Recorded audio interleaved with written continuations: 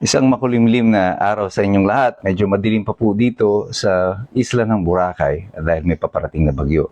Pero tingin ko hindi ito kasing kulimlim ng kung ano nangyayari sa politika natin sa Pilipinas sa kasalukuyan. Kamakailan lamang ay nagbigay ng pahayag itong si Boying Remulla na itinatanggi niya ang pahayag ng kanyang kapatid si John Vic Remulla tungkol doon sa alok daw na 1 bilyong piso para sa kanilang magkapatid. Ibig sabihin, 1 bilyon sila.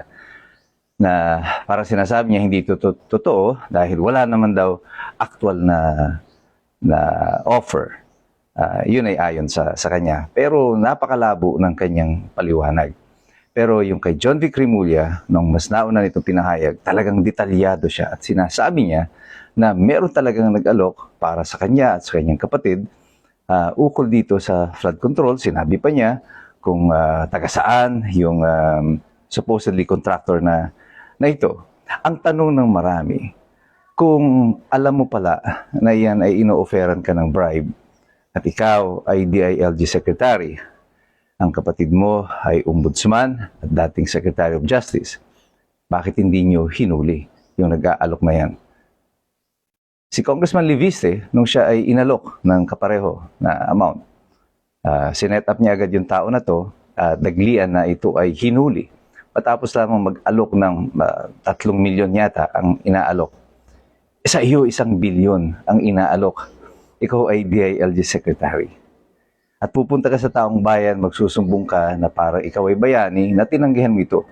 Ang duty mo ng panahon na yon ay hindi tanggihan lang yung alok, kundi hulihin siya sapagkat nung panahon na yan na kayo ay inaalok, may nagaganap ng krimen ng bribery. So bakit hindi mo mabanggit ngayon ang pangalan ng kung sinong nag-alok? At bakit kay Marcos ka magsusumbong? Bakit hindi mo gawan ito immediately ng aksyon bilang DILG Secretary? At kung pakikinggan nyo naman yung pahayag niya, muli sabi niya, tinanggihan ito ng kanyang kapatid at parang dismayado daw na sinasabi, yan lang ba ang halaga natin sa kanila? Napakababa na talaga ng tingin nila sa atin. Ano ba sinasabi mo? Nabababaan ka sa presyo o gusto mo ng mas mataas? Ang importante dito, dahil sa conflicting accounts ng magkapatid na ito, isa sa kanila ang nagsisinungaling.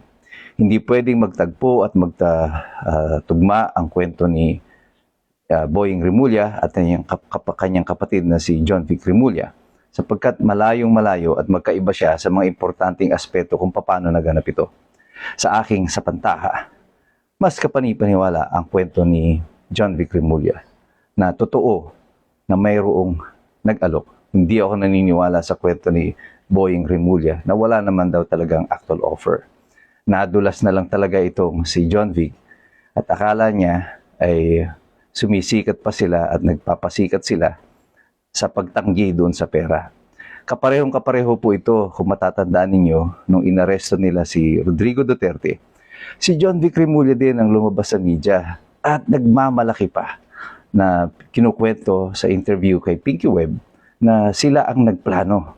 At hindi daw talaga sinama ang media at binanggit niya pa kung sino-sino mga nagsipagplano. Siguro matapos naman siyang mapayuhan ng kanyang kapatid sa Senado, nung inimbestiga na siya, binawi niya na ito. At sinabi niya wala naman ng plano. Bagamat malinaw na nadinig ng sambayan ng Pilipino sa interview na sila ang nagplano sa pag-aresto ni Rodrigo Duterte. Ganon-ganon din na nangyayari dito.